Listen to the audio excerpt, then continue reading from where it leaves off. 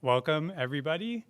Thank you so much for joining us here today and online. My name is Jess Feldman. I'm the Clemens von Klemperer Postdoctoral Fellow at the Hannah Arendt Center here at Bard. We are so delighted to be hosting Professor Neil Roberts to give the de Gruyter-Arendt Center Lecture in Political Thinking. This is the third annual de Gruyter-Arendt Center Lecture. It was a tradition started by my predecessor, Nick Dunn, in collaboration with the academic publisher De Gruyter. The aim of the lecture series is to foster the legacy of Hannah Arendt's thought by featuring the work of scholars from across the humanities and social sciences, and particularly to be expansive about the folks who are working on Arendt. This year, the lecture also serves as a keynote for the Arendt Center's Spring Conference, whose theme is The Revolutionary Spirit, Hannah Arendt and Black Political Thought. So in my introduction tonight, I want to say a bit about why Professor Roberts is the ideal person to speak on this theme.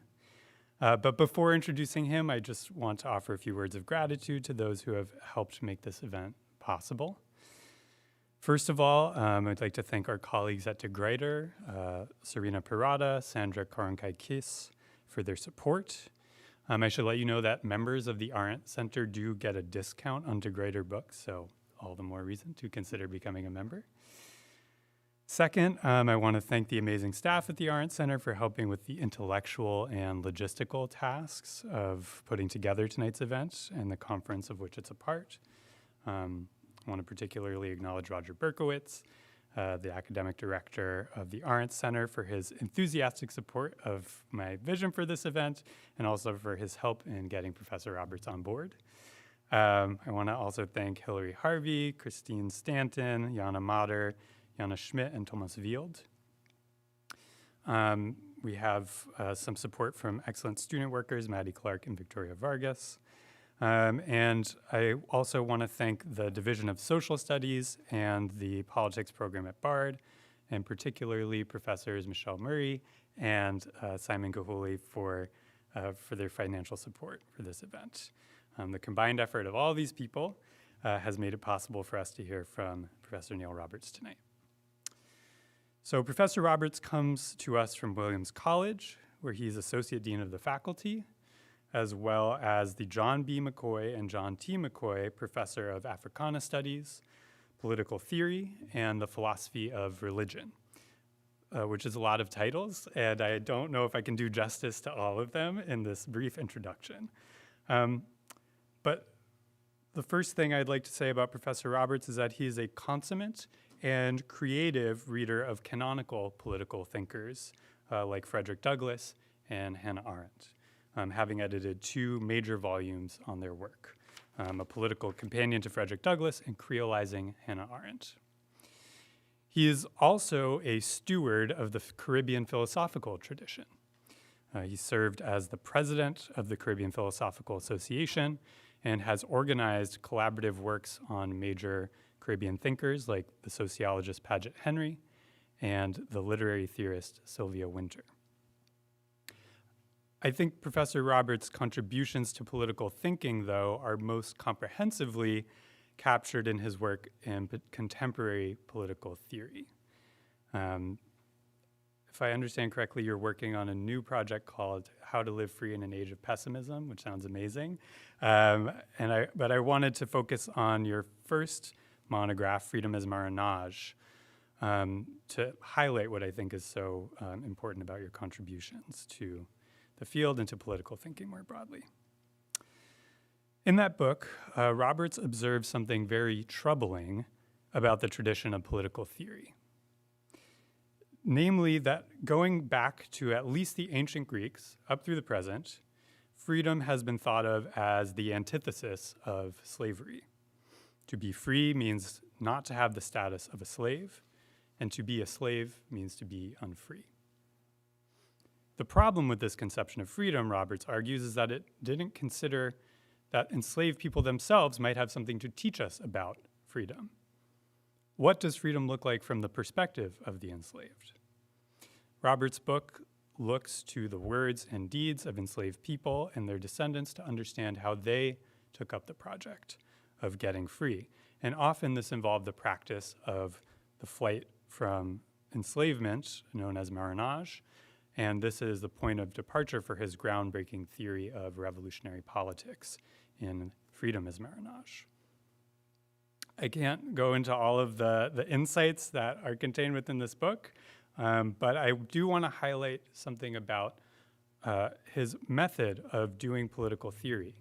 It involves weaving together three sources of knowledge: the political theory canon, the Caribbean philosophical tradition, and the revolutionary words and deeds of the oppressed. He calls this method creolizing political thought, and he'll explain this idea further in the talk tonight. But I want to point out that for Roberts, the practice of getting free involves not just the flight against the condition of slavery or enslavement. Getting free also requires changing how we think. The revolutionary pursuit of freedom must always be a revolution of words and ideas as well as of material condition. And personally, I find that the power of words and ideas has never been so clear in this moment, when people in our country are being disappeared for the words and ideas that they bring into the public. And so I find this dimension of Professor Roberts' thought particularly urgent in this moment. So I hope I've made it clear why Professor Roberts is the perfect speaker for this theme of the revolutionary spirit, Hannah Arendt and Black political thought. The title of his talk this evening is Of Strivings for the Revolutionary Spirit. Thank you.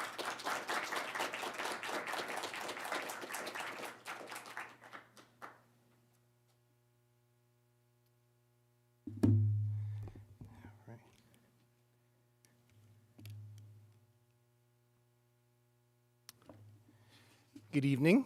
Can you all hear me okay? It is a profound and truly profound honor to deliver the third annual de Gruyter-Arendt Center Lecture in Political Thinking. And to begin, I just wish to thank the de Gruyter leadership, as well as the director and staff of the Hannah Arendt Center at Bard College, who have done us all a great service in hosting the conference, The Revolutionary Spirit. And can we give a round of applause to our organizer, who just had not only a wonderful introduction, but occasioned a really important event. So thank you. So a special thank you to Jess Feldman for organizing this momentous gathering. And many thanks also to the conference paper presenters, some of whom have presented already today, panel discussants, friends old and new who are here for these two conference days, and all of you viewing this talk either in person or, I'm told, right, online, right? Now, a conference on Hannah Arendt and Black political thought may be jarring, if not altogether improbable, for some persons to comprehend. Yet it is very well, very much might be needed now more than ever. So let me then commence with what I would consider my contribution to this important gathering. And the title for my lecture today is Of Strivings for the Revolutionary Spirit. And as you'll notice, while I have revised the lecture content since the circulation of the title abstract, I have preserved the main argumentation. In 1933, the year that Adolf Hitler became Chancellor of Germany, the African-American historian, educator, and journal editor Carter G. Woodson published the blistering book entitled The Miseducation of the Negro. Woodson was the second Black American to attain a PhD from Harvard University, and he is often referred to as the father of Black history. Woodson's parents were illiterate, having been born enslaved persons. And Woodson himself, who was born in Virginia, had worked in the coal mines of West Virginia as a teenager to assist in supporting his family. Woodson later worked as a teacher prior to acquiring his bachelor's degree, then master's degree, and doctorate degree. He taught high school for several years and subsequently lectured at the university level, eventually working as the Dean of Arts and Sciences at Howard University in Washington, D.C.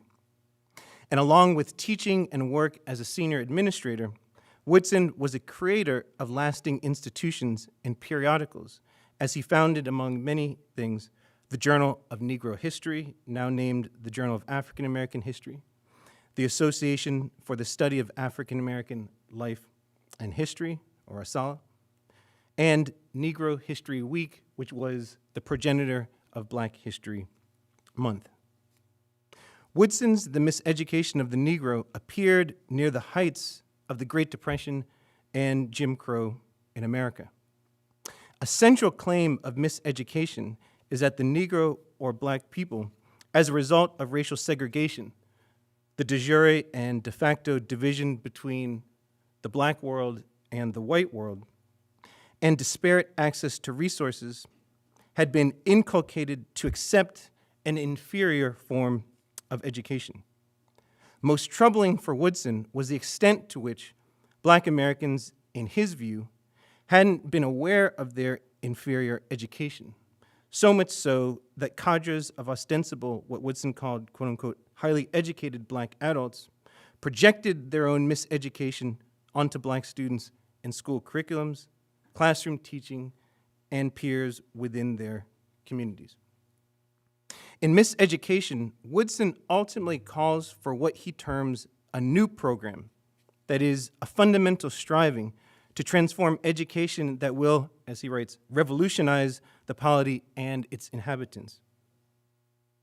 Higher Strivings in the Service of the Country, the book's second to last chapter, is Woodson's description of this new program as pertains to civil and political society.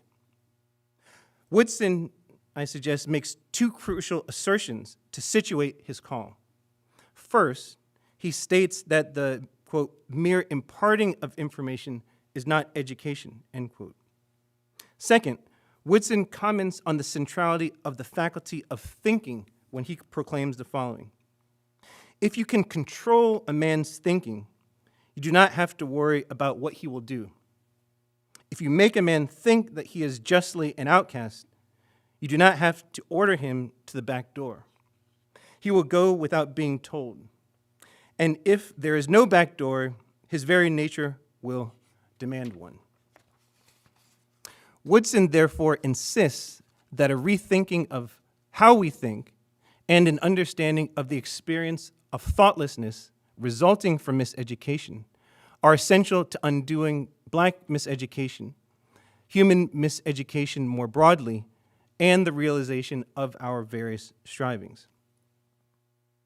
Whereas Woodson emphasized miseducation untethered to a particular moment, the great Barrington polymath W.E.B. Du Bois explored a specific time period in America's past and its afterlives to discern the harmful effects on the human faculty of thinking of projects dedicated to the willful erasure, silencing, and disavowal of select previously acquired forms of knowledge and historical facts and texts regarding events, peoples, and movements. In his 1935 text, Black Reconstruction in America, published 2 years after Miseducation, Du Bois analyzed the period of Reconstruction and asked why the Reconstruction historiography became distorted decades afterwards. Anna Julia Cooper, the noted scholar, principal, and contemporary of Du Bois, urged him to undertake this study. Now, Reconstruction generally refers to the 12-year period following the end of the U.S. Civil War, that is approximately 1865 to 1877, más o menos. Reconstruction involved a commitment on the part of the United States federal government, yes, the federal government, the federal government, to supporting the transition of the formerly enslaved population into American civil and political society. Telling the full story, that is the homo narrans that Arendt and Sylvia Wynter discuss, telling the full story of the rise and fall of Reconstruction entails describing the institution of chattel slavery, the contributions of black folk to the Civil War, a general strike that occurred during the war, the establishment of the Bureau of Refugees, Freedmen, and Abandoned Lands, known otherwise as the Freedmen's Bureau, the ratification of the trilogy of amendments, the 13th, 14th, and 15th Amendments to the United States Constitution, strivings for a new political and social order compatible with human plurality, and the precepts of America's key founding documents, as well as campaigns against the initiatives of Reconstruction leading to its ultimate demise. Du Bois wrote that the unending tragedy of Reconstruction is the utter inability of the American mind to grasp its real significance, its national and worldwide implications. He continued, observing that Reconstruction was, in his view, in a certain sense, a failure, but a splendid failure. It did not fail where it was expected to fail. The essay, The Propaganda of History, Black Reconstruction's final chapter, brings into greatest relief the concerns Du Bois voices on the subsequent Reconstruction historiography. Du Bois explores what he calls how the facts of American history in the last century before his study have been falsified because the nation was ashamed. He opens the essay by asking what American children in 1935 learned about Reconstruction in their schools. So he cites, for those who haven't read it or have not read it in some time, he cites various passages from several textbooks at the time that were widely used across the country. And Du Bois ended up concluding that children learned a few distorted takeaway points. That black people during Reconstruction were ignorant, extravagant, lazy, dishonest, and fully responsible for what he called bad government in their first forays into elected office. Du Bois classifies what he had evaluated as propaganda, and he writes, "It was propaganda like this that has led men into the past to insist that history is lies agreed upon, right? History is lies agreed upon, and to point out the danger in such misinformation," end quote. The propaganda Du Bois documents, to be clear, wasn't emanating merely in school systems of the former Confederate states.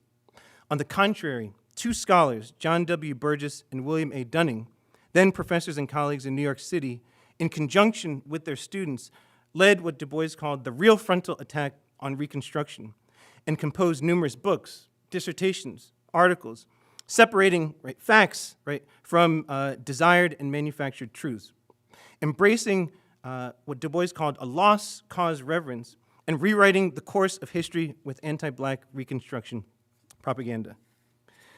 Neither Du Bois's assessment nor Woodson's were pessimistic surrounding education, miseducation, and propaganda. They strived for alternative futures. They invited others to ruminate on what the revolutionary spirit entails and reflect on and resist attempts to delimit human freedom. Their assessments nevertheless issue for us a cautionary note, and they pertain eerily to policies and debates on the state of K-12 education and higher education unfolding in our current moment. They illuminate as well the need to delve deeper into the rich tradition of black political thought and what emerges when we engage with both the findings from this tradition and the concepts and experiences of Hannah Arendt. Black political thought belongs to a broader intellectual constellation we may call Africana thought, itself a modern tradition that began on October 12, 1492, when, you all know the story, right? Columbus and crew, believing they were headed to the East Indies, instead crossed the ocean blue and ended up in the West Indies, docking on what is now called the Bahamas. Ensuing conquest, disease, enslavement, metamorphoses, and introduction of modern notions of race and racial difference set the foundations for New World formations inclusive of modalities of blackness. Sylvia Wynter, Enrique Dussel, and others defined the Atlantic slave trade as the moment when people began to self-identify with or get ascribed the labels African, of African descent, and or Black. Now, when thinking about Africana thought, a patently modern tradition, I contend there are what I call 3 key questions that this tradition seeks to explore. The first question we might call the identity question. The third question, the freedom question, and I didn't forget one, right? And the second, mediating between those two, the equality question. So what do I mean? The identity question can be posed very directly and tersely. Who am I and who are we? Who am I and who are we? This query probes individuality, multiplicity, and what the relationship is or should be between the human self and collectivities.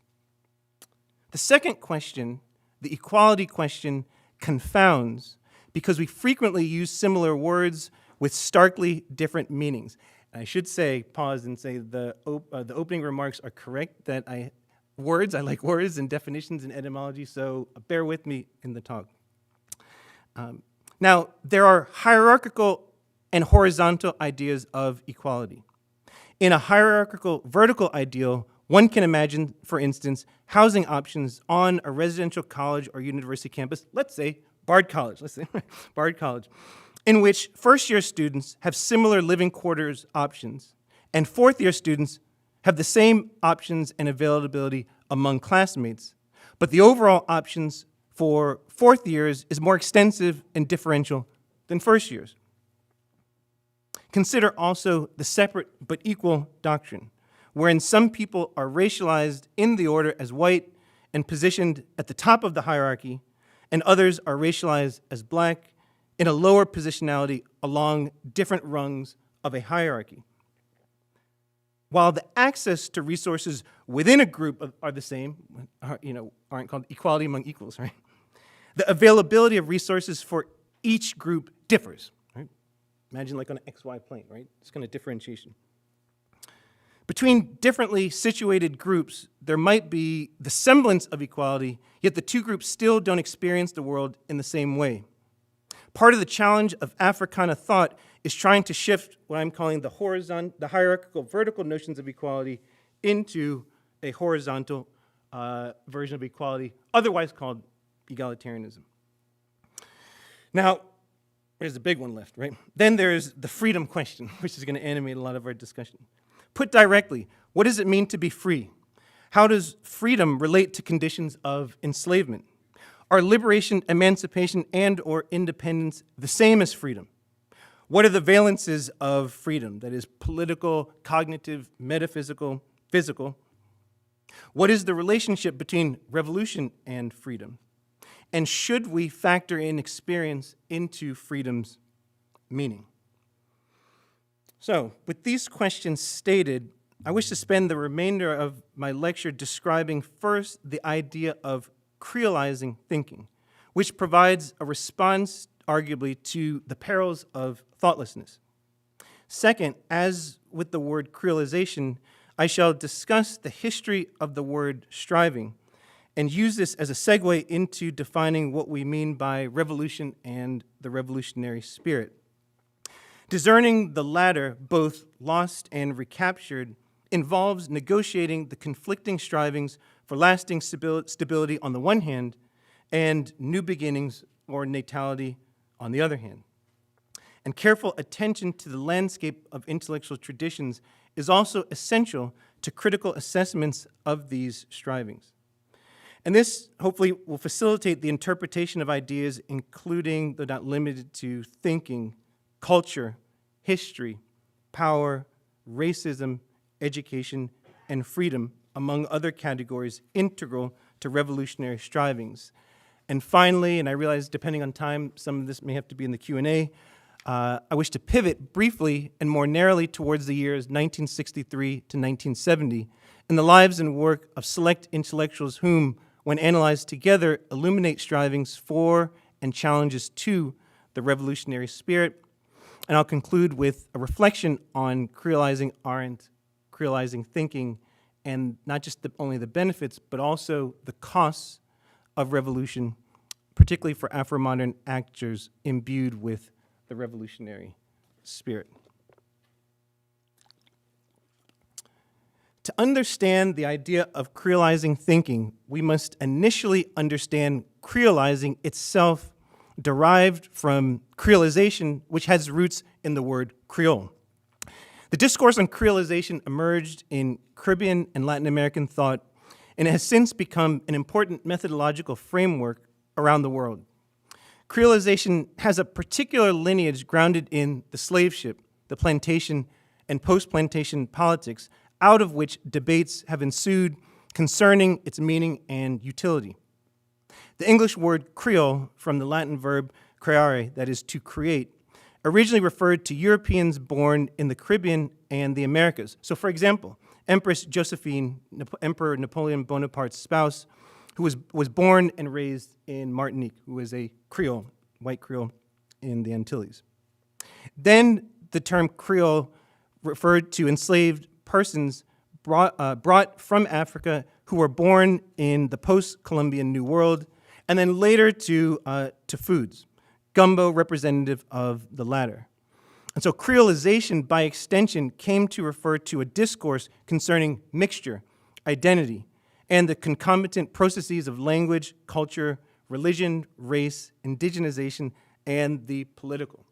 So, either those of you here or online, have you ever had this wonderful drink? Has anyone been to 7-Eleven? It's called a Slurpee. Does anyone know this thing? And so what is a Slurpee? This fantastic creation is where you can put together a beverage, and you go to this machine, and you can pull the lever, and there's like an orange slushy thing, right? And then there might be like a blue slushy thing, and then, my spouse keeps telling me I really should not have like Coke or even Diet Coke, but for this one time I can sneak away and I put in the kind of Coca-Cola thing, and you mix them all together, you put a lid on it, and it forms this unique, albeit fixed, drink, and it tastes delicious. However, this is not how we should conceive of creolization. Let's get that out of the way. Rather, creolization refers to what occurs when two or more entities come into contact with one another and generate something new. And that new creation itself can then undergo dynamic future transformations. That is, creolization is not simply métissage, it's not simply mixture, but it's a dynamic and ongoing forms of creation. So then, to creolize political thought is to challenge conceptions of politics and the political that assume an insular set of global north interlocutors, fail to examine the complex interplay within and between intellectual traditions spanning the global north and global south, and validate analyses of freedom that ignore or disavow its relationship to slavery, and basically marginalize or exclude significant and relevant figures, movements, and modes of being and doing in diverse life worlds, as well as in local, hemispheric, and global conversations. Concomitant with thus bringing to the forefront and challenging canonical conceptions of politics and the political for their unacceptable, even intolerable exclusions, Creolizing, as Jaron, aims to constitute acts of exilic critique and conceptions of freedom in and through ongoing encounters between two or more ostensibly conflictual, historical, or contemporaneous agents. The results of these encounters are not fixed endpoints, but rather moments and events of new beginnings that have the potential to spark human world building, even in the face of conditions of unfreedom. Nonetheless, what has not yet emerged in this new critical trajectory of political theory and praxis is reflection on thinking itself, thinking as such, in contradistinction to the emphasis in much political theory and theorizing today. And I hope to show that developing processes of creolizing thinking is integral to the project of shifting the geography of reason, to borrow from the motto of the Caribbean Philosophical Association. And I wish to note that this ensuing description of creolizing thinking draws upon my joint work with Marilyn Nassim Sabat in our recent 2024 book, Creolizing, Hannah Arendt. The late Jamaican-British scholar Stuart Hall, in his posthumous memoir, invokes the term creolizing thinking, but didn't develop its meaning. And so Nassim Sabat and I decided to develop the concept. In view of this, I want to ask here, in what ways are dynamics of creolization, encounters with ostensibly conflicting agents and points of view, significant for thinking itself? What then does it mean to creolize thinking? And to provide a context for and to advance this vital discussion, it should be asked further, what is it about the mode of thinking of the German Jewish emigre intellectual Hannah Arendt, including her well-known penchant for making distinctions, that lends itself to creolization? Now, one of several possible approaches to this problematic is to consider the potential for creolization inherent in Arendt's exploration of the dynamics of thinking, or the two-in-one of soundless dialogue which Arendt describes. What is most germane here is the remarkable and often overlooked fact that Arendt viewed the differentiation of self into a two-in-one, that is, a reflected upon and at the same time a reflecting self, as the archetype of human differentiation, and thus a basis for the unparalleled significance she affords to human plurality. Arendt expressed this point in The Life of the Mind when she wrote, "What thinking actualizes in its unending process is difference. Only in this humanized form does consciousness then become the outstanding characteristic of somebody who is a man and neither a god nor an animal. The Socratic two-in-one heals the solitariness of thought. Its inherent duality points to the infinite plurality which is the law of the earth." However fascinating Arendt's reflection on the origin of and conditions for the possibility of difference in human plurality, doubtless a component of creolized thinking, this formulation itself is not yet creolized thinking.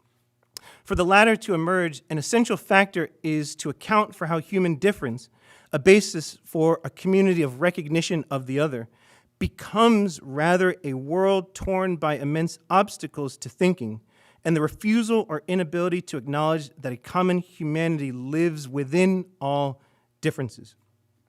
Arendt helps us, at the very least, to see that creolizing the canon and creolizing thinking are two mutually interpenetrating aspects of the struggle for a more human world. Regarding thinking, Arendt wrote that, "If thinking, the two-in-one of the soundless dialogue, actualizes the difference within our identity as given in consciousness and thereby results in conscience as its byproduct, the manifestation of the wind of thought is not knowledge, it is the ability to tell right from wrong, beautiful from ugly. And this at the rare moments when the stakes are on the table may indeed prevent catastrophes, at least for the self." So, to summarize this powerful description by Arendt, thinking, that is, the two-in-one of soundless dialogue, is the actualization of the capacity for self-reflection, inherent in consciousness, and as such gives rise to conscience, to the ability to distinguish right from wrong. Yet Arendt believed human beings in late modernity, including modernity's outcasts, such as those existing as pariahs, have lost their bearings on what thinking is, on its function as an organ of critical self-assessment, and thus as compromising a precondition for acts of conscience. That we have lost our bearings of thinking itself troubled Arendt, and she sought to solve the conundrum to point the way towards restoring our capacity for self-reflection and for thinking.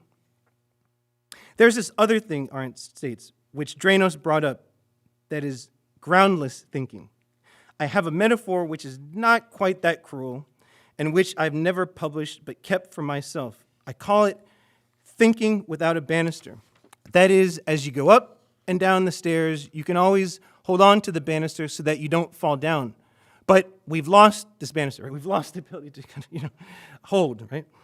So that is the way I tell it to myself, and this is indeed what I try to do. What exactly are the banisters, though, that Arendt believed we had lost? One of the most succinct and cogent explanations of the banisters we have lost is found in Arendt's 1956 essay, Authority in the 20th Century. And in this essay, Arendt asks, who would deny the serious threats to freedom from all sides since the beginning of the century? Who can deny the disappearance of all traditionally established authorities has been one of the most spectacular characteristics of the modern world? if we look upon the conflicting statements of conservatives and liberals, we can easily see that we are in fact confronted with a simultaneous recession of both freedom and authority in the modern world. It's important to note here that for Arendt, the term authority did not mean authoritarian, and that in the same essay, Arendt analyzed and condemned authoritarian forms of government, that is, tyranny and dictatorship, even as she differentiated them from totalitarianism. After a deft analysis of the Greco-Roman origins of the Western political tradition, Arendt concluded that what is needed today is in fact natality in the form of a new foundation for political life and therefore for freedom. Arendt averred that the Founding Fathers, through the Constitution, established a genuinely new community.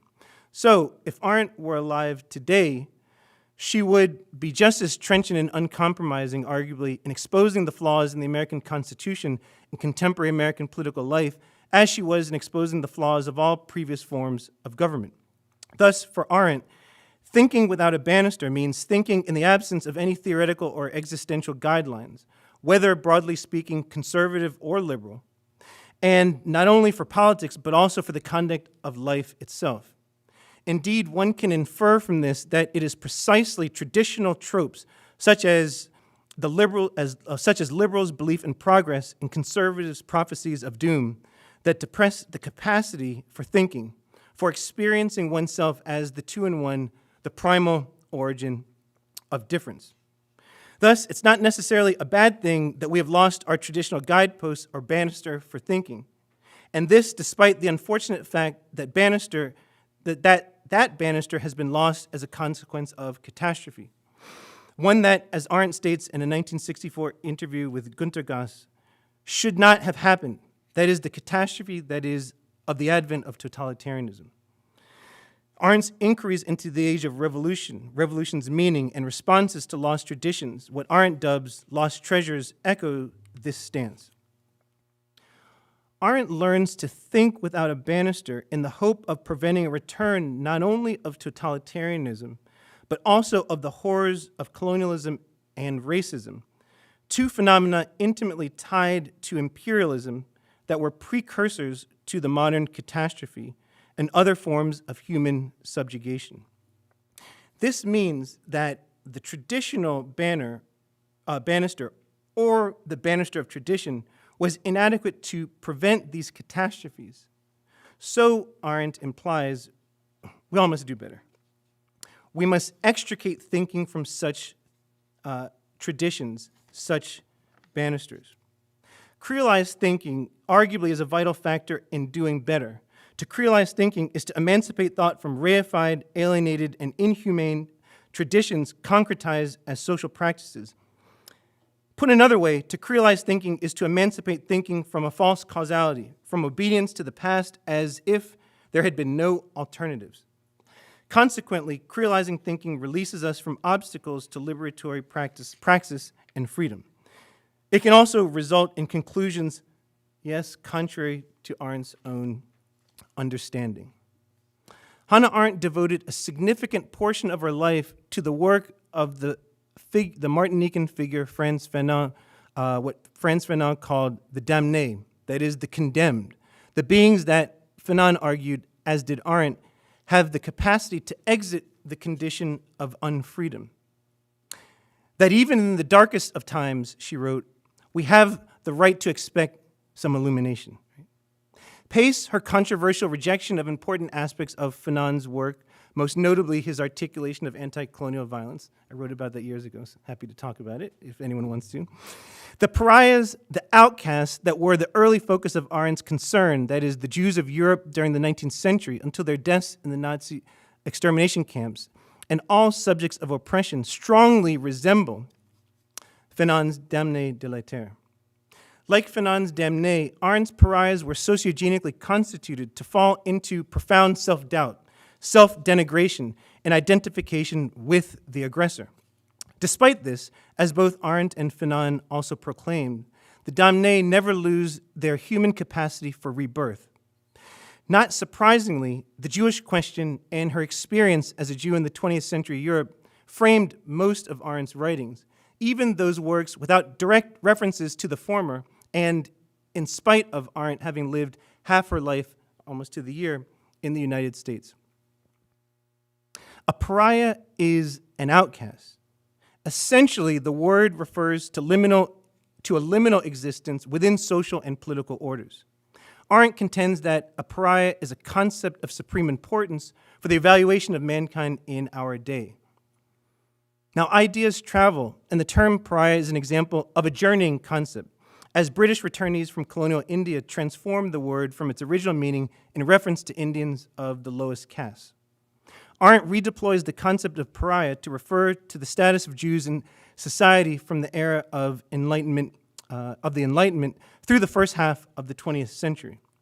And this is an ironic predicament of Arendt's indictment of the category of the social in her mature political theory. And while many of Arendt's texts address Jews' modern pariah status, it's in The Jew as Pariah, A Hidden Tradition, the posthumous published essay Anti-Semitism, The Origins of Totalitarianism, and the profoundly underexamined work Rahel Varnhagen, The Life of a Jewish Woman, that Arendt explains the concept most clearly. Arendt was a secular Jew, yet she embraced the notion of belonging to what she called a Jewish people. Thus, Arendt rejected the French existentialist Jean-Paul Sartre's contention that the identity of the Jew was merely a creation of the anti-Semite. Nonetheless, Arendt believed the Jewish people were repeatedly attacked because of the bad faith and false metaphysics of race of the anti-Semites who did not base their hatred on religious anti-Judaism, but instead on the basis of real or imagined physical and psychosocial characteristics, independent of any religion they avowed or disavowed. And they declared Jews to be a degenerate race. Arendt's response to the rise of anti-Semitism in her lifetime was that, whether religious or not, if one is attacked as a Jew, one must defend oneself as a Jew, not as a German, not as a world citizen, not as an upholder of the rights of man or whatever. Arendt explored thoroughly the implications of being what we may call an unreflective pariah, an outcast who does not meditate on the significance for self, society, and state of her liminality and exclusion, and believes that she can survive and flourish in an enclave within the state and society. The condition of the unreflective pariah is reminiscent of the thoughtlessness Arendt ascribed to the man charged with carrying out the final solution, Adolf Eichmann. And she writes, "He was not stupid. It was sheer thoughtlessness, something by no means identical with stupidity, that predisposed him to become one of the greatest criminals of that period. That such remoteness from reality and such thoughtlessness can wreak more havoc than all the evil instincts taken together, which perhaps are inherent in man. That was, in fact, the lesson one can learn from Eichmann in Jerusalem." But the conditions pertaining to Eichmann's thoughtlessness and to the unreflective pariah are distinct. In his decision to follow Hitler's orders without exception, due, according to Arendt, to his complete inability to think, Eichmann exemplified the banality of evil. Moreover, Eichmann was an emissary of the Nazi normative order, not a member of an outcast people. The consequence of Eichmann's thoughtlessness was his participation in unprecedented mass murder. The consequences of non-reflection in that case, though, but the consequences of non-reflection for pariah Jews were disastrous in that they became disposable people to the Eichmanns of the world. So Arendt contrasted the unreflective pariah to what she called the parvenu, a person whose flight from pariah status by means of hobnobbing with the social elite occurs at the expense of suppressing his, her, or their attachment to a prior maligned identity. So if one is German and Jewish, for instance, then in Arendt's view, the parvenu willingly abandons the struggle for recognition of a dual identity, choosing instead a singular one, German. As in the adage, if you can't beat them, join them, the parvenu aspires to be absorbed into a polity's dominant group. What makes the parvenu strategy attractive to pariahs is quite simply that it sometimes works, but most often, though, it does not. and Arendt's biography of Rahel Varnhagen illustrates an instance of a parvenu's failed assimilationist ideal. In narrating Varnhagen's life and times, Arendt wanted to tell Rahel's story as she herself might have told it. Varnhagen, born Rahel Levin, grew up in an Orthodox Jewish family in Berlin. She converted to Christianity, married a Gentile, and created one of the most popular salons in Enlightenment Europe. As a result, she acquired a level of heightened status on the one hand and a lifetime of unhappiness on the other. Arendt's Varnhagen was a parvenu who eventually rethought the desires for assimilation that drove much of her adulthood. Varnhagen attained economic prosperity proximate to the plutocrat husband, but failed to attain the social inclusion of a non-Jewish aristocrat. Near the end of her life, after never gaining full acceptance into the German normative order, Varnhagen recanted the assimilationist ideal in favor of plurality, that most Arendtian of concepts. Varnhagen reputedly declared on her deathbed, "The thing which all my life seemed to me the greatest shame, which was the misery and misfortune of my life, having been born a Jewess, this I should of no account now wished to have missed." Varnhagen's life highlights Arendt's contention that modern Jews belonging to a pariah people have had the practical experience of just how ambiguous is the freedom which emancipation has ensnared, and how treacherous the promise of equality which assimilation has held out. Arendt identified two paths for the pariah who moves from an unreflective to a reflective state: assimilate or rebel. The latter route is that of the self-reflective, conscious pariah, or, following Arendt, one might add, the thinking pariah. Following Bernard Lazare, Arendt identified the conscious pariah vis-a-vis the Jew as an emancipated Jew who must awake to an awareness of his position and, conscious of it, become a rebel against it. Attainment of such conscious awareness reflects movement from consciousness to self-consciousness. It is thinking humans do to contemplate a situation and imagine what might ensue should certain imagined events actually happen. And most importantly here, rebellion consists of combating not only institutionalized and systemic cultural anti-Semitism, but also parvenus who facilitated the efficacy and perdurance. Just skip over one part. Unlike the parvenu, the conscious pariah as rebel embraces multiple identities and activities. And in the case of being German and Jewish, conscious pariahs struggle for recognition of dual identities. They maintain this in an authentic way of life that enables one to better confront pariah status and transform social and political normative orders. So let's summarize briefly Arendt's view of the trajectory from becoming a thinking human being.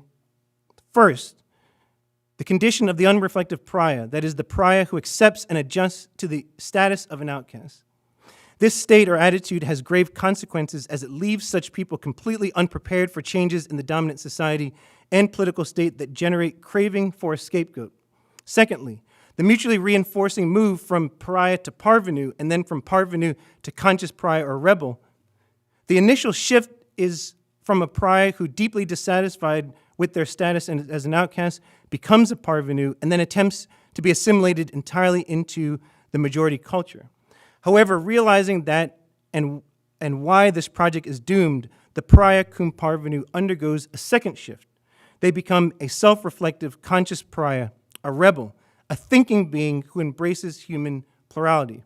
The conscious pariah is a rebel not only in fighting against the oppressor and for complete and permanent and political equality for the outcast people, the conscious pariah is also a rebel against their own oppressed group, in that they are critical of the group's failure to fight more effectively to liberate its oneself or group and create the grounds for living free.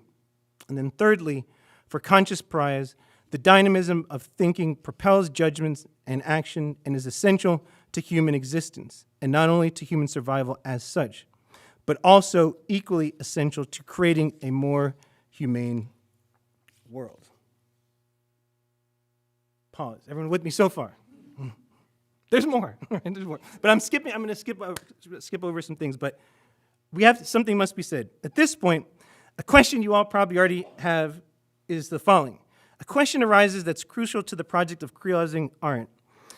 Arendt is a thinker of the global north, and her readings of the history of Western thought fully inform her scholarship and theoretical formulations. That Arendt was a severe critic of key aspects of Western thought, especially all that falls under the rubrics of modernity and Euro-modernity, does not vitiate the fact that her thinking root and branch are embedded in the global north, its history, its present, and its past. Does this absence of direct non-Western content in her work mean that it cannot be creolized, that any effort at creolization must fall short? And I want to refute this conclusion twofold. First, this objection ignores the universalizing element in Arendt's political theory. But second, I want to refute this objection that Arendt's total embeddedness in Western culture and thought precludes the creolization of her thinking.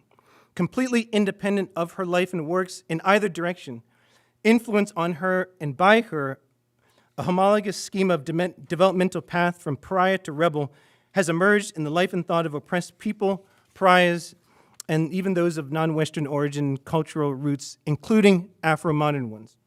And so accounts of striving for the revolutionary spirit bolster this claim. The word strivings, the plural of striving noun, which is understood in relation to the verb to strive, has its origins in Middle English period of 1150 to 1500. The earliest usage of the verb to strive dates circa 1225 of the Common Era. What's noticeable about the meaning of the verb to strive is the emphasis on mutuality, yet a mutuality between people who are in open hostility and conflict with one another. That is, to be in a state of variance or mutual hostility, to contend, carry on a conflict of any kind, especially to contend with another or each other for possession of something or for a cause or a principle.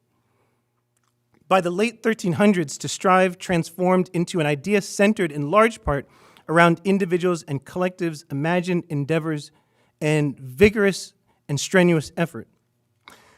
When to strive did get utilized in an agonistic manner, spiritual warfare was introduced.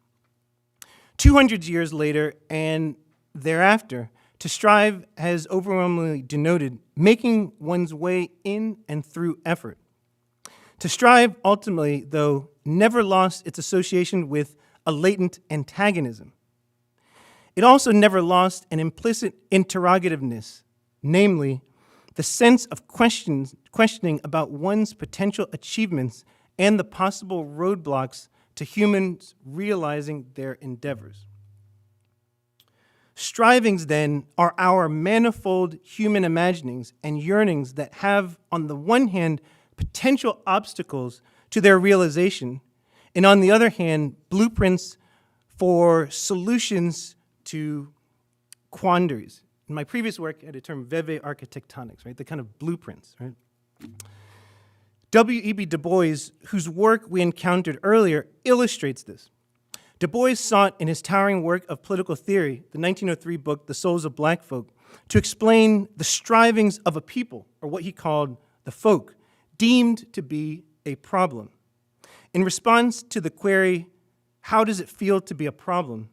Du Bois maintains that black folk are not a problem people.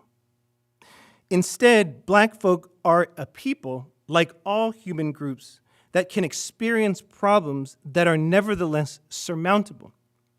Revolution being the most expansive mechanism for such an overcoming. In Of Our Spiritual Strivings, the first chapter of Souls, Du Bois pens one of the most cited and examined passages in all of African American letters. It's in its third paragraph that Du Bois asserts his concepts of double consciousness, the veil, second sight, implicitly first sight, and of particular interest for us this evening, strivings. Du Bois remarks the following: one ever feels his two-ness, an American, a Negro, two souls, two thoughts, two unreconciled strivings, two warring ideals in one dark body, whose dogged strength alone keeps us from being torn asunder. Every time I read that, my body moves, your soul moves, right? In different ways.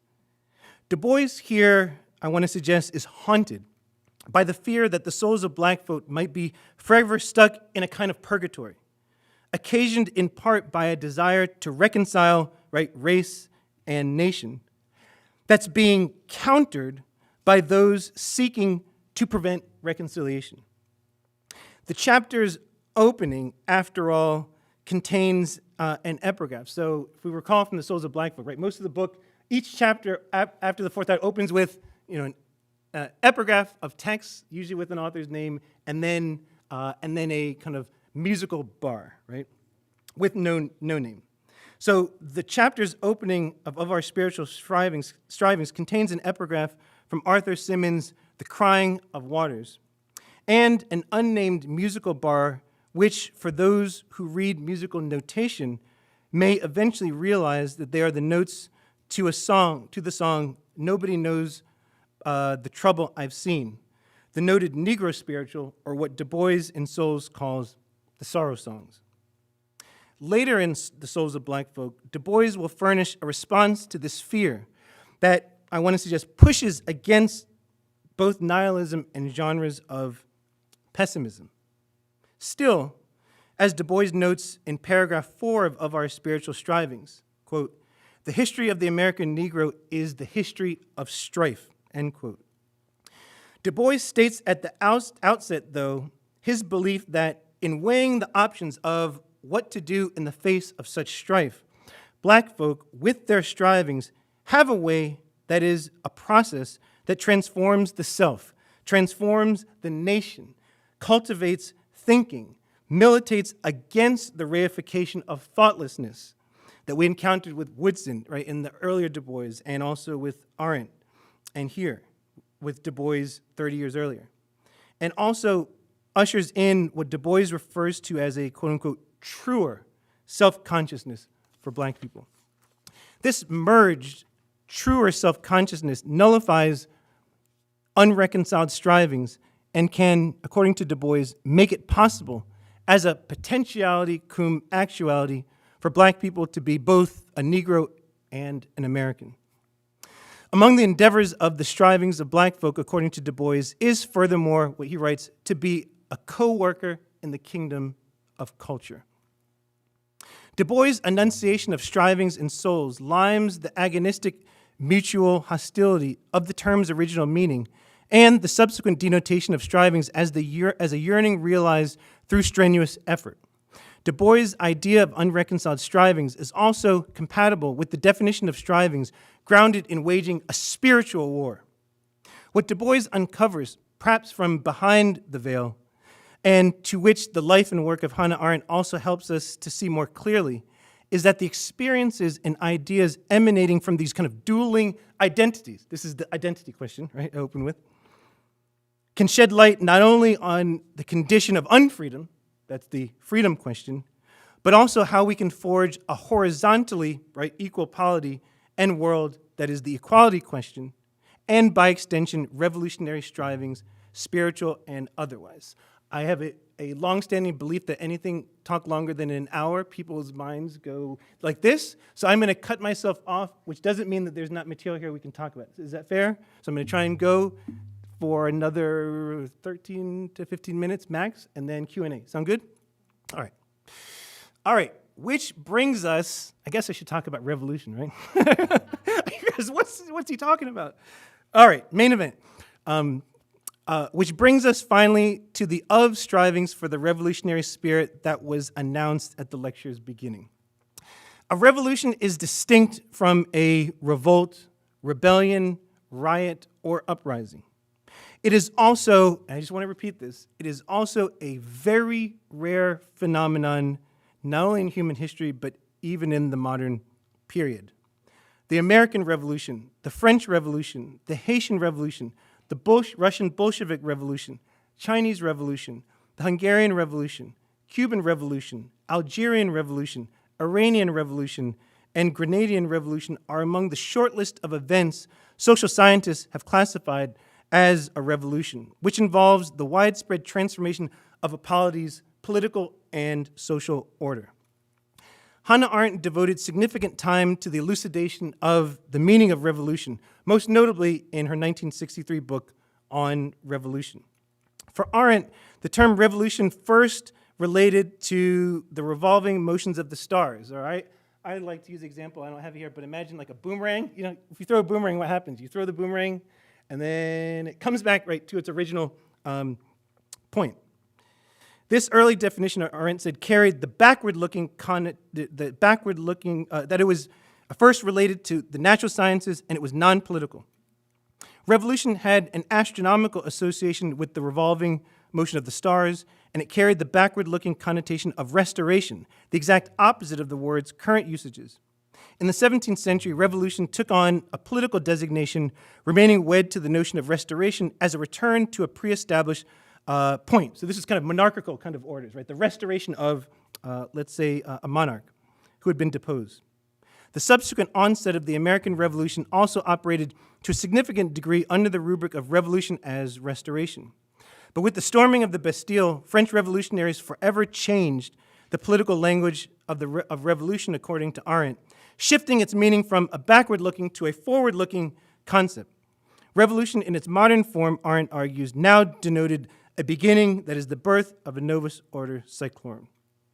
Arendt insisted that, quote, the aim of revolution was and always has been freedom, end quote, despite the 20th century being, in her view, the century that buried the concept of freedom. Freedom for Arendt is predicated on non-sovereignty. Additionally, Arendt introduces the useful vocabulary of liberation as distinct from the foundation of freedom. Though the contours of Black political thought, I suggest, trouble Arendt's deployment of this distinction. For Arendt conceives of the project of liberation, exemplified for her in the French Revolution, as the release from one's chains and a violent-laden project that will devolve into destruction, and in contrast, the foundation of freedom, exemplified by the American Revolution, providing constituting blueprint for a new, free polity forged in the absence of violence. The brilliant categories, though, don't align with the historical record.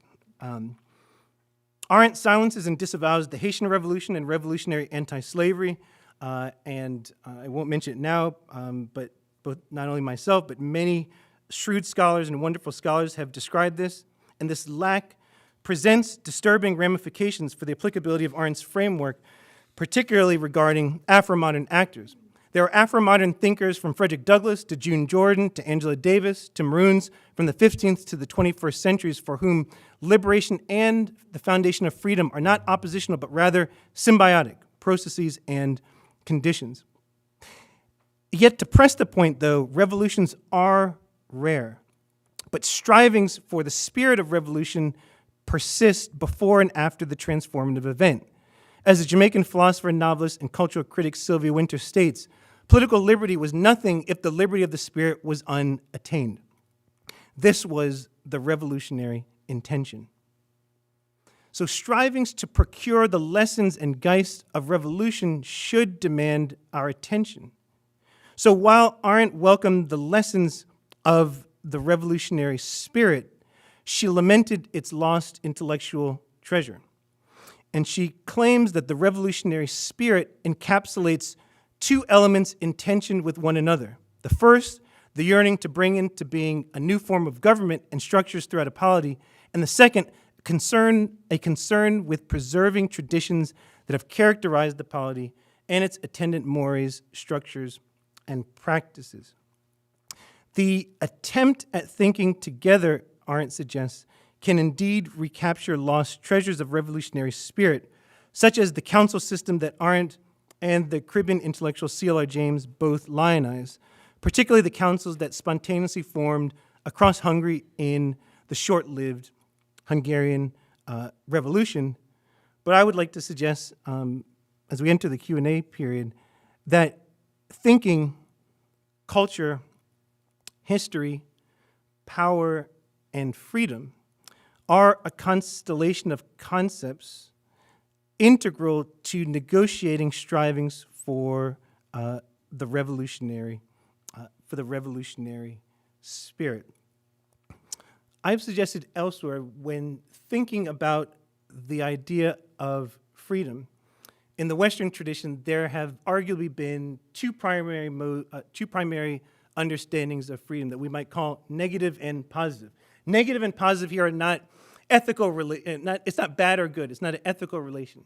But negative conceptions of freedom, such as freedom as non-interference and civic republican ideas of freedom as non-domination, tell us a lot about the world we don't want to live in, about different agent or agencies that we wish do not either interfere with our lives arbitrarily or non-arbitrarily on the one hand, and then positive conceptions of freedom, such as plurality, the general will, autonomy, and other conceptualizations of freedom that we can locate even Arendt's body of work, not just on revolution, but a larger body of work that tell us a lot about the visions of the world that we wish, the constitutionalism, the fabric of the polities that we wish to live in, but they often tell us very little about the world we wish to kind of exit. And what I also suggest is what connects both this negative stream of thinking and this positive stream of thinking on freedom is that they are, whatever unfreedom and freedom are, is that they are static and unfixed. And hopefully from the Slurpee point discussion, you should know that that tends not to be how I imagine freedom. If we think of the idea of marronage, for instance, right, a French word that's a noun that translates as flight but has the effect of a verb, if we imagine that freedom is the act of flight itself, that freedom itself are one's kind of attempts after having gone from unreflective thinking to actually consciously thinking and creolized thinking, how do we actually then think about freedom as flight from different forms of enslavement and the ways in which both the negative dimensions of non-interference and non-domination and those positive dimensions of thinking about the society we're wishing to live in can then actually come into a harmony that itself in the future will undergo transformations. And where I want to end, and I'm happy to discuss more in our conversation, is that not only a interview that Arendt gave in 1970 that was printed in a volume, a slim volume, The Crises of the Republic, where Arendt was reflecting on thoughts on revolution, but two works by two distinct Caribbean intellectuals. The first, Sylvia Wynter, who wrote a long two-part essay in it was published part one in 1968, part two in 1969, called "We Must Learn to Sit Down Together and Talk About a Little Culture." We must learn to sit down together and talk about a little culture. Wynter's essay, and then Walter Rodney, who published lectures, The Groundings with My Brothers in 1969. And what Wynter makes an argument for is, in that constellation of discussions that have already been covered already, that one of the areas that we need to pay more attention to is really the significance of culture, and to what extent culture actually factors into how we're thinking not just about revolution, but also the revolutionary spirit. How is culture significant in not only the bringing into being of those revolutions that have been classified in the modern period as revolutions, but also the spirit of that moment. And with Rodney, these lectures, The Groundings with My Brothers, were occasioned in 1968 when Rodney, who was working at the University of the West Indies, which is where he had gone to undergraduate school, which previously was called the University College of the West Indies, had traveled to Canada, particularly Montreal, to attend a Black Writers' Conference, of which not only C.L.R. James and Stokely Carmichael, but many other Caribbean and African-American intellectuals and activists had been at. And then Rodney had traveled back to Jamaica to then go back to lecturing, and he went to the airport and found that he was banned from reentry. And there was a long discussion of it, but the essence of it connected to the ways in which Rodney taught at the university, but then also was reasoning with different members of the Rastafari movement. And he labels his book The Groundings, the Rasta idea that we are in together with one another in terms of our thinking, to then think about how we understand power, what Arendt understood as not just acting, but acting collectively in concert with one another. And so when thinking not just about Arendt and Du Bois and Woodson and Wynter and Rodney, much of their writings ultimately do talk about the benefits of strivings for the revolutionary spirit, but there are also potential costs. And the costs are oftentimes what many of us don't necessarily talk about as much. Huey P. Newton in Revolutionary Suicide distinguished between reactionary suicide and revolutionary suicide. And by revolutionary suicide, Newton was not suggesting a kind of a desire for death, but what he was suggesting is that for those who are involved in revolutionary processes, what are the costs that have been waged? What are the results of those moments of revolution? What retrenchments have actually occurred? But ultimately, even Newton, like the figures that I tried to have a window in discussing, still nonetheless maintain those strivings. And so I want to end there by suggesting that strivings for the revolutionary spirit hopefully occasions not only our deliberations today and over the next couple days with Arendt's thought, but also an invitation to learn from one another in terms of what facets of Black political thought can actually reveal not only what is learned from the interactions with Arendt's thought, but also what can we learn from the tradition. So thank you, and look forward to your questions.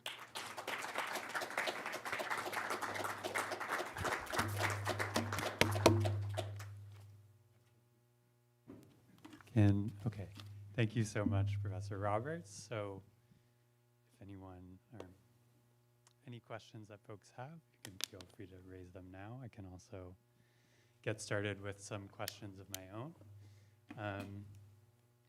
So first of all, thank you so much for this talk.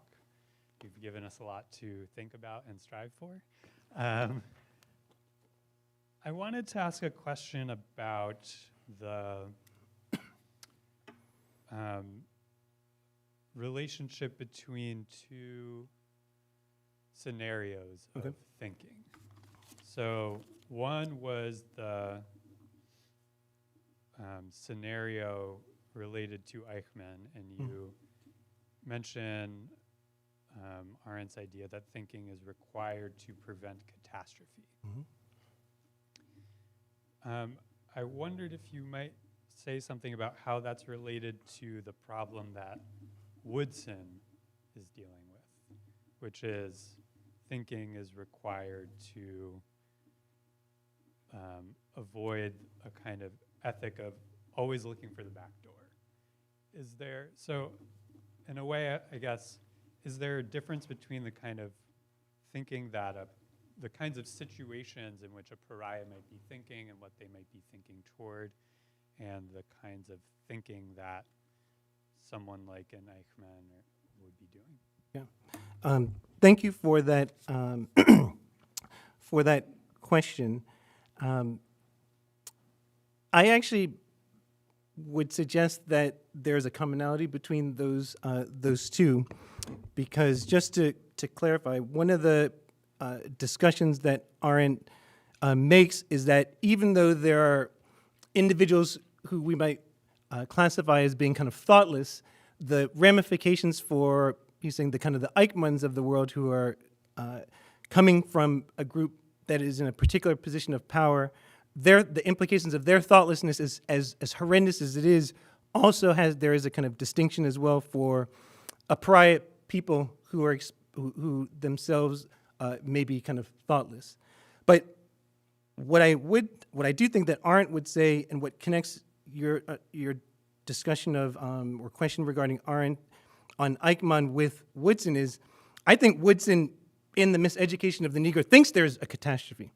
And in his case, he's focusing very much on the question of education and the catastrophe that Woodson is trying to wrap his mind around is to what are the ramifications for already an outcast people, a pariah people, for whom don't even know, right, that the form of education that they are not only being taught, but that are teaching others is occurring. And he's looking at this at that moment and suggesting at the height of Jim Crow that this thoughtlessness that has emerged, and in his terms, the miseducation that has emerged, even within kind of Black educational institutions, has it for him was troubling, and then has the kind of effects of amplifying the catastrophe that was kind of Jim Crow, kind of racial segregation. And so, and this is one of the reasons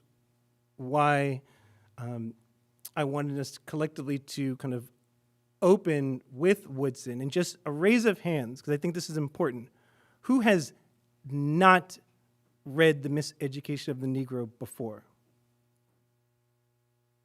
Yes.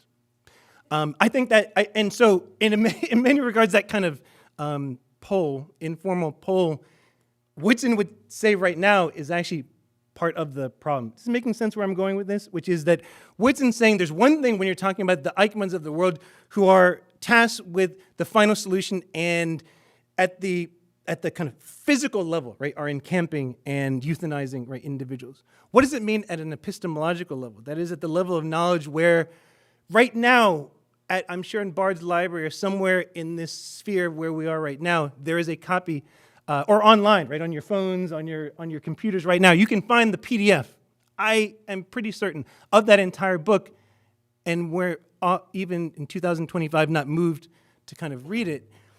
That is a catastrophe. It's arguably an epistemic kind of catastrophe, and I think both are worth us meditating on and thinking about the ramifications, but not to meditate and think, well, there's nothing that can be done, but more coming to an awareness about the nature of kind of thoughtlessness and miseducation.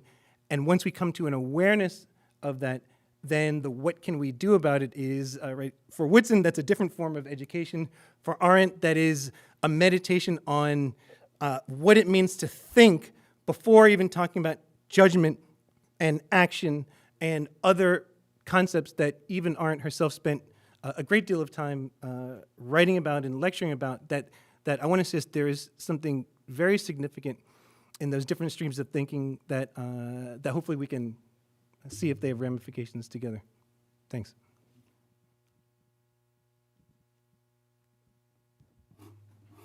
Thanks very much Yes. for your rich talk. I'm wondering if I can ask, there might be a simple answer to this question, which is fine if that's the answer. If not, I'd be interested to know more about the idea of Creolizing thinking. Yeah. And as I was trying to, you were talking about a lot of other things as well, but I was really fixated on that. And as I was trying to think about what you meant by it, it seemed like there might be two possibilities that I could think of. One is and particularly Creolizing Arendt's thinking. Yeah. One could be putting her in dialogue with other thinkers who might not have been she might not have been put in dialogue with them previously, and part of the project is to bring out what emerges from that dialogue. And you did that, for example, a bit with Du Bois, and the two-ness in Du Bois, maybe there's some resonance with the two-ness in Arendt. That's one possibility. The other might be that there's something in Arendt's account of thinking that is missing, or that's some kind of shortcoming, something that's not there in her study of thinking, what she says about thinking. And so by Creolizing it, you're able to show up that shortcoming or fill in a gap or something like that. And I'm not sure if your idea of it is both of these or maybe neither. So if you could say more about that, I'd be interested to know. Yes, the one-word answer is both, but the explanation, and you are exactly right in that. And I'm really calling. You regularly hear me saying invitation because I'm not assuming that I am correct, but more of an invitation to for us to consider this together, which is that I do believe that creolizing thinking does, in this case, involve the kind of interlocutors. You said dialogue, but the different interlocutors for this conference. This is Hannah Arendt and the Black political thought, but that need not be the interlocutor. This could go into different intellectual traditions in which Arendt herself may not have commented upon or been in dialogue with. So not just figures, but movements and as such. So I do believe that is helpful. And similarly, you pointed out in the second part of your question, is there maybe, I wrote down an interpretation of that as a lack. So perhaps is there something that was lacking in Arendt's thought, either because she simply didn't address something, or Arendt did address something, but it was profoundly disturbing or unsettling or whatever the kind of the reason. And I would say yes, but for me, the directional arrow is two ways. There is, okay, perhaps there may be some lack in Arendt's thought, but I wonder, for the purposes of this talk and also my kind of broader intellectual commitments, are there aspects of Arendt's life and times and concepts that may be either a lack in the tradition of Black political thought or Africana more broadly, or the approach to which Arendt took that might have kind of ramifications. And then in the case of, I would add a kind of third category here, which is there are different phenomena that both figures and movements and ideas in kind of modern Black political thought have kind of consistently discussed that Arendt did. So thinking and thoughtlessness, for instance. But the manner in which those have been discussed, in my view, have been very kind of compartmentalized, right, in different intellectual spaces, different classrooms, different books, different meetings, right? And so, you know, I think how I open in terms of the idea of creolizing as gerund is something in which this can occasion some of these discussions that themselves might then lead to something else. So for me, to answer your question, creolizing thinking, there's definitely the kind of the dialogue, the interlocutors. There may be a lack, perhaps not just in Arendt's thought, but also in areas of Black political thought. And then what are some common areas? Thinking, thoughtlessness, freedom, and I realize I didn't get to kind of power and culture as much, for instance, but these are areas that I'm wanting to invite and how I'm imagining the creolizing of thinking. Yeah. Thanks. Can I just see a show of hands who has questions? Because maybe we can take a couple at once. So Jen and then Madison. Thanks so much. That was a really rich talk, and I learned a lot, and I have lots of questions. But I'm only going to ask one. Okay. So this idea of creolizing thinking in the way that you're putting Black thought into conversation with Arendt, I think is really exciting. And I like the idea of using this thinking without banisters or thinking without pre-given metrics or recourse to a tradition, that kind of thing. But it does seem to me like a figure like Du Bois isn't just asking to think things anew.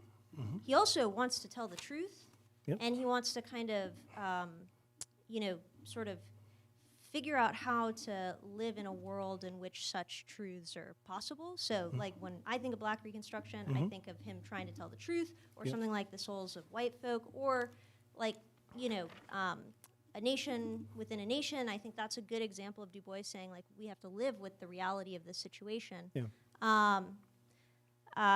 And I wonder if maybe that means there's a different point of contact with Arendt. So whereas thinking kind of has this openness to it, she also has this idea of understanding, which I'm sure everybody in here is familiar with, where the idea is that the task is to reconcile yourself to a world in which such things are possible. And I wonder if maybe that's an added dimension to this project that you have.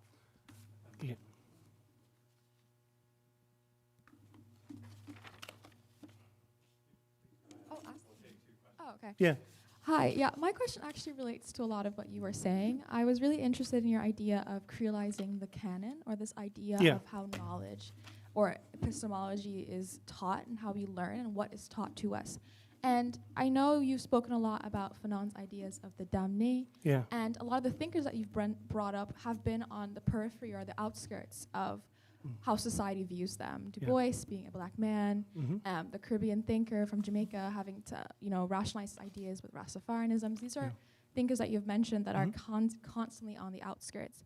So my question is creolizing thinking or the creolized thought something that could be taught? Is that something that everyone can learn to have or can learn to understand? And this idea of understanding, can all people understand how to think in a creolized way? And or is it possible, or is there a specific type of person that is presupposed to having a more creolized thought? Okay, so two at a time, correct? So I'll take the questions in turn. So the first of the two questions, if I were to kind of restate it, is that while it might be interesting that there's this idea of creolizing thinking without a banister, and the ways in which, at least what I presented, there was also discussion by the time of revolution in kind of natality or newness. You were articulating very kind of, I think, accurately and astutely the ways in which, okay, well, Du Bois might have been concerned with that, but he was also concerned with the kind of the world as he saw it, and in some sense the kind of the retrenchment, the kind of erasure of what had already been. That there didn't necessarily need to be the creation of new institutions, but why are we not even talking about what has already happened? And that, I think, is accurate. And you're right, in the talk, I didn't make a connection to Arendt's notion of understanding, but I do believe that there is a connection between not only the idea of thinking, but also how do we understand what we are, how do we understand what we are doing. And I do want to add Woodson, because if you all recall, I was just very moved when I read that line in Woodson where he said, education is not just information. Right? A lot of us still get information, but that's not what actually education is. And by extension, miseducation for Woodson has more nuance. So I do see, while I don't want to kind of underplay the dimension of kind of newness that creolizing thinking can ultimately occasion, understanding is central. And in terms of the idea of not just revolution, but the revolutionary spirit, and this is where Arendt, I think, is particularly helpful, is she says there is this tension, right? There's this tension with wanting to kind of like newness, and then thinking about tradition and stability, and perhaps if we were to insert Du Bois in here, different forms of knowledge, different pedagogies, different texts that might have been available, different struggles that already had happened, that it's not necessarily creating even new notions related to it, but how they've been kind of they're willfully kind of disappearing. And so I think that Arendt's categories of not just the revolution, but the strivings for the revolutionary spirit, I think allow for us to extrapolate and connect the creolizing thinking with Arendt's ideas of understanding, and I think that that's exactly right.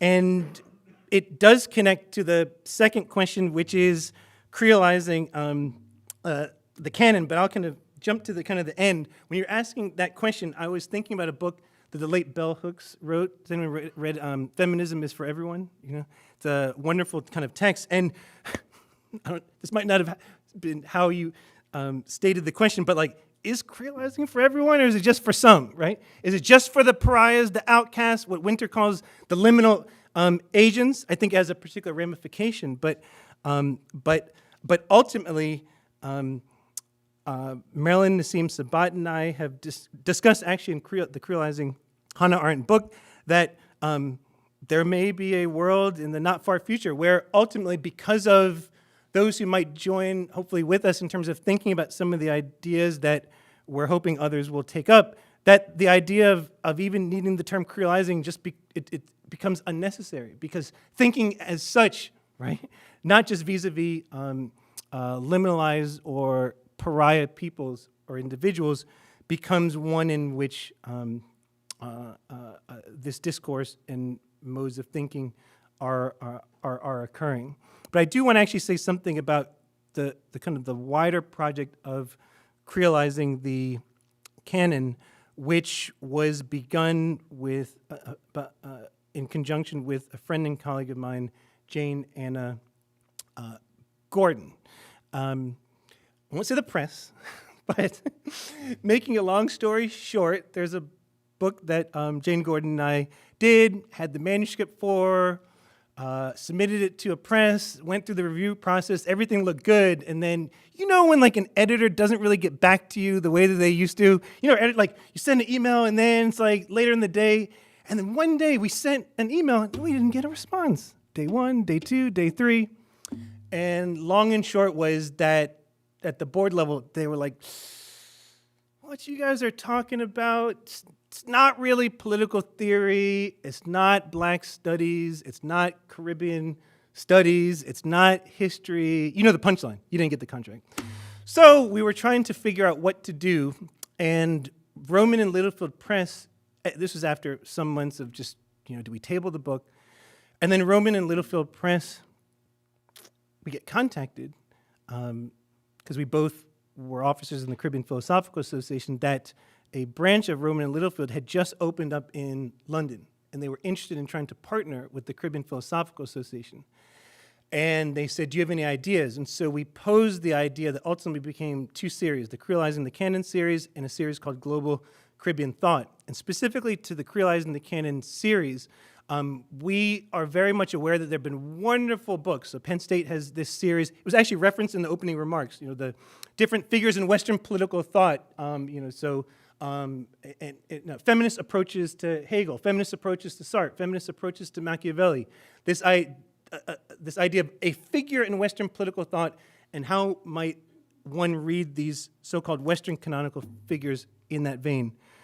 Jane Gordon and I actually thought that it would be important to think about not only what would it mean to try and publish books, articles, material that did engage work in the Caribbean that didn't necessarily, in Caribbean thought, that didn't necessarily get a kind of a wider audience, but also how do we engage figures in the canon? And so Toni Morrison, the late Nobel laureate, had this Tanner lecture, Unspeakable Things Unspoken, where Morrison brilliantly says, well, there's 2 canons. There's canon with one end, which is connected to some type of tradition of material and books, and then there's canon double end, like a cannon, like fire, like a cannon. And that all canon single end projects for her are empire building projects, right? Building empires. And how do we actually, Jane Gordon and I thought about that and said, well, how do we actually think of a series and ultimately a project that was actually not trying to empire build, right? Especially given that the work and commitments that we both and others have had, Dana Miranda is here, and others in the organization who have militated against the idea of empire building, but at the same time that we can engage, and this is specific today, in this case for Creolizing Hannah Arendt, with an inquiry with a figure who was patently in the Western tradition, but there are many ideas that might fruitfully be in an encounter with some of the figures in Caribbean thought and some of the ideas emerging initially out of the organization, but now kind of wider. And there is a particular ramification, as you noted, with Fanon and the damné and outcast, but I would say that, Creolizing thinking and Creolization is for everyone, but, and that will lead, hopefully, for you and others to decide whether that's a good thing or not. But hopefully I think it is a good thing. And then maybe the term, just like I said with marronage, call it what you want. You call marronage something different, but ultimately it's the phenomena, right? The idea and the phenomena that, at least for me, is the most important, not the label that we use, though labels are not insignificant, as we saw with Strivings. Yeah.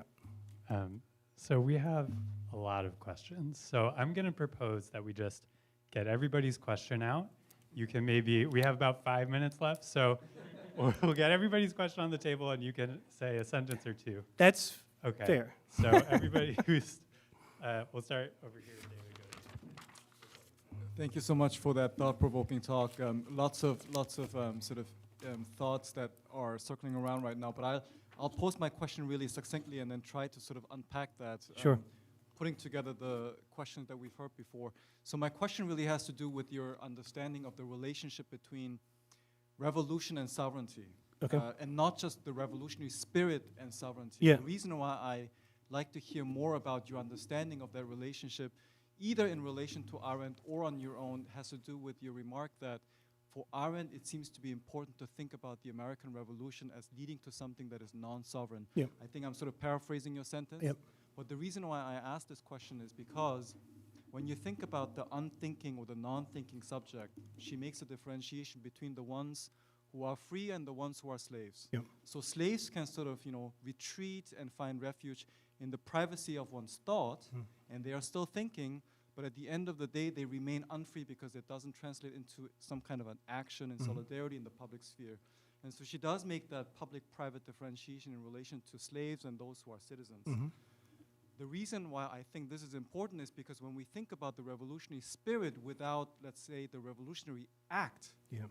and you mentioned that the revolutionary spirit remains and it continues to exceed and transgress the times and spaces of a revolutionary collective act, I wonder to what extent that connection between revolution and sovereignty becomes a bit blurred or erased, and I'd like to just hear more about that, not least because sovereignty is then the one, after revolution, establishing authority as auctoritas. And so it's not just potestas, but auctoritas, and Arendt makes the differentiation between auctoritas and potestas, so thank you so much.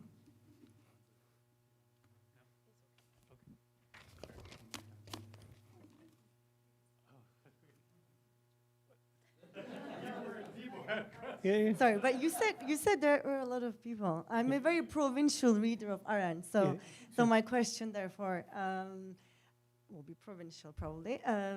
But I think you also kind of answered my question when you were talking about creolization just a second ago. So I was thinking about the value or the politics of thinking Arendt and Black political thought together. Right. And you said in your talk, if you had time, you will go and talk more about 1960s Yeah. and 70s. And Hannah Arendt has a really bad record, right, in terms of her understanding of race relations and her response to the civil rights movement. So I guess if you don't mind talking maybe more about what do we get from Hannah Arendt in particular, given her record, in approaching Black political thought. So I have Miko, Roy, Yasmin, and Thomas. Is that okay? All right. And Ansley's gonna, okay. All right, no, let's go. I just wanted to say, Arendt is a truth teller too, right? And I wanted to put on the table, right, that, actually, David D. Kim is here. His great book, Arendt Solidarity, really does a great job of tracking, kind of like what it means for Arendt to confront what it means to be Jewish in the Western German context, and then what it means for her to come to the United States, where she finds a place. And I think gets intoxicated with whiteness without having to acknowledge it, and what that does to her thinking. But both of those positions exist at once, right? So even when you talk about, I wonder if you could say something about that, Arendt's positionality, this juxtaposition of places that she finds herself in different parts of her life, and how that might also make her a particularly fruitful thinker when you want to creolize, right? Because she's, sort of occupying these very interesting positions, and from those perspectives, thinking about the world and its problems, having, occupying almost at once, sort of like these different positions. Because I think it's a mistake to only think about Arendt as a European sort of like mainstream political thing. She's absolutely not, right? But at the same time, right, there's something about traditions that she wants to claim and she wants to keep hold of as a way to answer the very problems that having to be a refugee on the world stage has sort of illuminated for her. So I would love to hear you say something about that.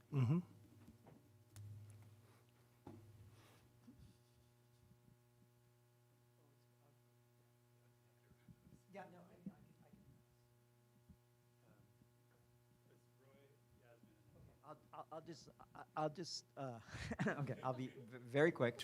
I just wanted to invite you in just a minute, talking about all these things, to say a bit more about striving. Because that was, for me, in your talk, it was this illuminated moment where you got really interested, and I got really interested. I mean, we all of us did, because you're telling us about the history of the word and bringing out something really interesting in about the history of the words and the ways working in Du Bois. And I, for one, found it utterly compelling, and the more I was thinking about it as you're talking, it's like, yeah, Du Bois is the kind of thinker and writer who is in touch with the way that the words are working and those particular cultural and resonances of different senses of striving and strife, and that's all going on with him. And then as I heard what you're doing, you were then saying, picking up on that, wanting to take that and wanting to connect that with something else. And I wasn't sure what that something else was, and I'll put it this way in a sort of a, if you will, polemical way, which is that sort of my sense is actually what got me interested and excited about what you're talking about, is that it occurred to me that in a way, that's the thing that's not in our Arendt. Like revolutionary spirit, elan, beginning, like doing all that, but the idea of the struggle, like as such, right? The aspirational striving or the contention striving seems to be very muted or downplayed in Arendt. So, I wonder whether that's a thing that you're doing to Arendt or with Arendt or against Arendt, or maybe just doesn't have to do with Arendt at all. That's all.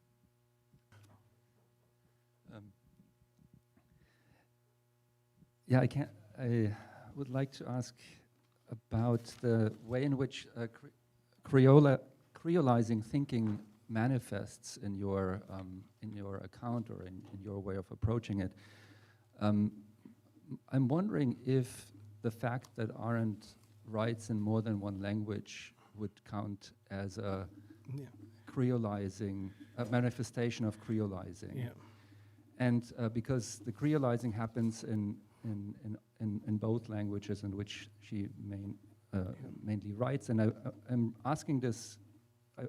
I'm excited to ask this, especially to you, because when I've been thinking about other figures whose work and writing might have a corresponding moment, the only person I can think of is Glissant. And I'm wondering if how for you, if that part of Glissant's and Arendt's writings in more than one language as a project, as a political project also, is a corresponding moment or not. And I stop it right there. I'm sorry that we won't. I think we have to leave the room. Do you want to say your? I can make this work in 2 minutes. 2 minutes. They can knock on it. Just 2 minutes. Here's. All right. Okay. All right. culture, I believe, is able to address both the question of Professor Lazur and also another question, because if one thinks about how Sylvia Wynter talks about culture, it actually enables us to think about not only how Arendt, who wrote deeply about race thinking, racism in Europe, and then becomes intoxicated in a certain types of way that she's not even necessarily aware. One can say the same thing about C.L.R. James. When C.L.R. James came to the United States, many people don't talk about this. C.L.R. James questioned Black studies as a field. He has this famous lecture, Black Studies and the Contemporary Student, where he says, I don't know if there's Black studies, there's human studies. Let me think about it. And one wonders if James is not just Caribbean, but British understanding of education and Black thought was different. So I do think you're right that culture might help to kind of explain that, and then also the question of positionality, to the idea of also this question of not just culture, but also what I wrote down here, this was the sixth question that was asked, which is, I wrote down dread, which is that for many, there is this attempt, Kierkegaard had this idea of the, of the leap, right? When there's, this is the strife question. Right, Kierkegaard has this idea in Fear and Trembling and other things where when things are bad, there's this dread, and our project should be to get to a world where there's never dread, okay? And the Rastafari movement in its different mansions or branches, and this is actually because people think of Rastas with like dreads, but the early Rastafari did not actually have like dreadlocks. But dreadlocks emerged because it was meant to be not just there's liturgical reasons, but also the idea that one is supposed to wear one's dread on one's head. So even if we're living our ideas of the free life, it is a reminder that at any moment, right, the strife that Kierkegaard wanted us to leave, that we're not surprised. Hence, in 2025, I think Du Bois would argue, as Rastas do, that by maintaining one's dread, we can be disappointed and troubled about developments, but we wouldn't be kind of taken kind of aback from that. And then to bring in the revolution and sovereignty to the creolizing of thinking and language, I think language is important because when one thinks about sovereignty, we have to actually understand what we're talking about. Are we talking about, in international relations terms, territoriality? Or are we talking about a metaphysical and cognitive understanding of our relationship with other domains that are not just kind of bounded by a nation state? And so with Glissant, in terms of Glissant's idea of, unfortunately in English, the translations of Glissant get translated as creolization, but he's using the capital R, relation in French, relation, right? That Glissant did not believe that there is one fixed way of how we understand our visions of the world. And so if we think of that, and we think of creolizing thinking, the multiplicity of languages, but also relations, then one thinks of the interspersing of revolution and sovereignty or non-sovereignty, I think there is the revolutionary act in which there might be a revolution like the Cuban Revolution where there's literally a territoriality, right? Fought in the mountains of the southeast part of Cuba, ends with a parade in 1959 in Havana, but there's the metaphysics of this, the spirit after 1959, the spirit after the collapse of the special period, the spirit after areas. That I think is not just Arendt's understanding of non-sovereignty, but my own. I promise this is the last 30 seconds, which is power. In terms of thinking about Arendt is, why Arendt? Arendt is significant because it is true, given her understandings of U.S. racial politics, particularly in a work like On Violence, her discussions of student protesters, Black students on campuses, is one that we should really kind of question. In that same work, though, Arendt makes a discussion of power, which she says violence and nonviolence are not opposites. Power and violence are actually opposites, and power is not just the ability to act, but to act in concert, and it is not a quality of the individual. And so when one thinks about Walter Rodney, and I'll end with this, as powerful as Walter Rodney's articulation in the Groundings with My Brothers, specifically on Black power in the Caribbean, which he differentiated between the Black power movement in the US, which ironically was asserted the term by a Trinidadian, Stokely Carmichael, but nonetheless, Walter Rodney was assassinated before the age of 40, right, in his late 30s. And in the eulogy, perhaps one of the most texts by C.L.R. James that is really an affront to those who've read his works. We have the conference poster is echoing the Black Jacobins, but Walter Rodney was James's protege, his pupil, and James gives a talk at UCLA that gets published. You can search it online. It's called Walter Rodney and the Question of Power. And what James said is that Walter, when he returned to Guyana, despite many people saying that the political situation was not hospitable to him, he wanted to be there, and he was assassinated. And what he said was that Walter didn't even understand when power was lying in the street. I remember when I reread Arendt's 1970 interview talking about revolutionary, she says, what defines a revolutionary? Because she had very inhospitable things to talk about student protesters in Germany and Europe in general. But she says, these so-called revolutionaries didn't know power if it was lying right in the street in front of them. One needs to not only understand the collective nature of power, but we have to understand when power presents itself. Yeah, before Foucault and all of this stuff on power and knowledge, there were already these discussions in Afro-modern thought, but also with Arendt on how do we think of when we are presented in situations that might create the terms for solidarity.